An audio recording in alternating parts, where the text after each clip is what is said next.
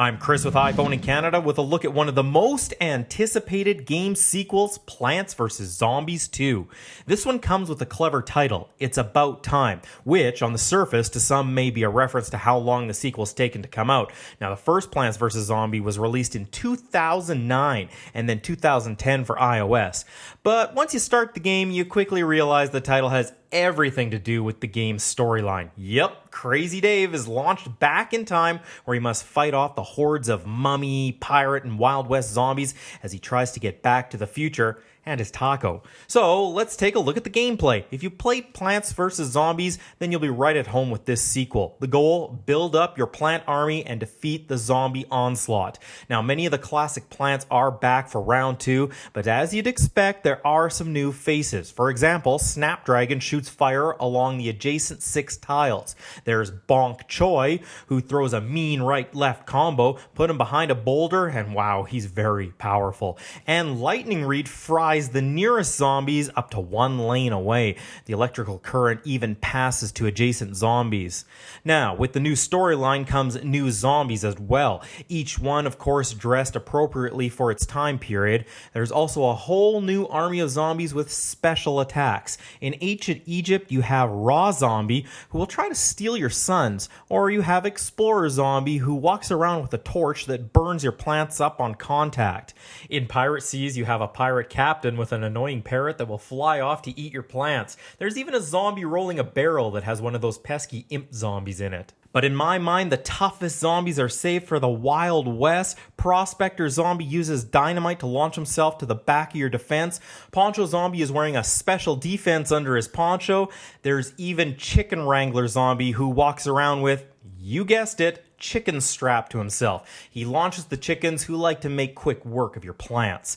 The levels themselves offer unique challenges as well. In Egypt, you have the pesky tombstones that some plants can't shoot through, so load up on your catapult plants. In Pirate Seas, you'll have limited space for planting because there's open water. And in the Wild West, there are railroad tracks with carts. Now, you can only plant 1 plant inside the cart, but you can move the cart along the track. So you have to choose wisely which plant you're going to put into it. Oh, and in the heat of battle, don't forget you can move it. Also added for the gameplay is plant food. It gives each plant a specialized super attack. You collect the food as you play, and you can use it when the time is right. So, for instance, if you put the plant food on a pea shooter, it unleashes a huge blast of peas down the lane. Or my favorite, put it on one of your catapult plants, and it unleashes an attack that will hit every zombie on the map.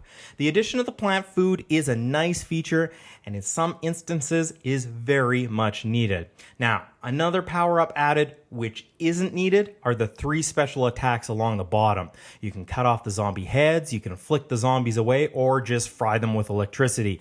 Now, these ones cost coins, and a lot of them, but they are extremely overpowered. You can get through a level pretty easy using these power-ups. Coins are collected slowly through the game, so of course, you can spend real money to buy more. Do you need to use these power-ups? Not at all. In fact, using them feels like cheating to me. They really make the game too simple. Now, speaking of paying, there are a few plants, ones that you'll recognize from the original Plants vs. Zombie, that can only be bought with real money. And this is a shame, as I miss squash or torchwood.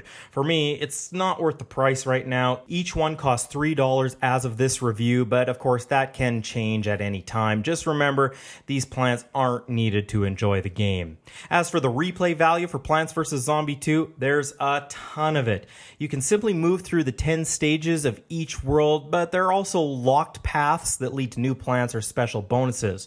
Once you complete a level, you can also unlock different star challenges. Now, these test your skills by limiting the number of suns or plants you can use, the number of plants you can afford to lose in one game, or even challenge you not to use a single lawnmower. So, with the 3 worlds, you're looking at about 50 levels for each.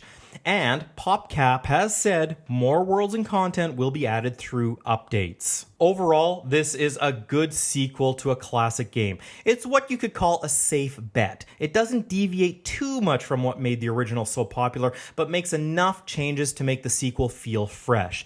As a freemium game, you're getting a lot. As I said, you never have to spend any real money. Unlike some freemium games, Plants vs. Zombie 2 never makes you feel like you have to pay to get the best game experience. And now it may sound odd, but it's that fact that makes me want to buy something just to support PopCap. Maybe if they included a special price for all the purchasable plants instead of the current $3 each, when that day arrives, I'm sure I will spend the money. This is another great time waster, and I'm sure you'll have a tough time putting it down.